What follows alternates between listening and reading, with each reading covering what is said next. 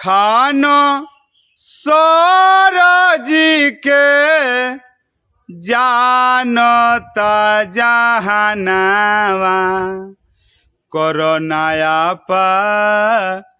मनवाना खानो सरजी के जानता जहानावा कोरोनाया पा मनवाना ज्ञान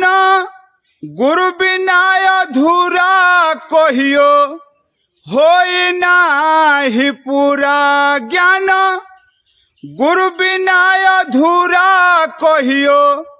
होई नाही पूरा तो नाही पूरा होई केहू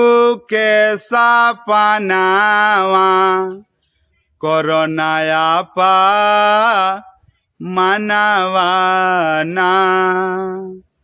तो नाही पूरा होई केहू के सपनावा कोरोनाया पा मनवाना काहे कोरलू गुमनवा तोनी सोचा अपनी मनवा काहे कोरलू गुमनवा तोनी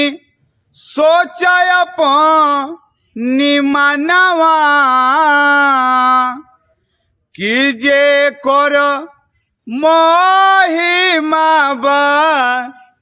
जग में महानावा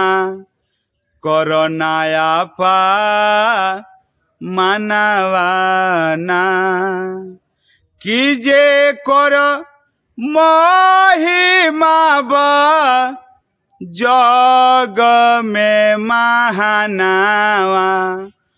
कोरोनाया पा मनवाना सबके गुरुवे जी पढ़वनी केतना आगले बढ़वनी सबके गुरुवे जी पढ़वनी केतना आगले बढ़वनी तो नाही बोलल जाला ओई सोन जा बनावा कोरोनाया पा मनवाना तो नाही बोलल जाला ओई सोन जा बनावा कोरोनाया पा मनवाना खानो सरजी के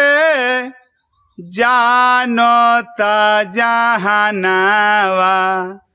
कोरोनाया पा मनवाना खानो सरजी के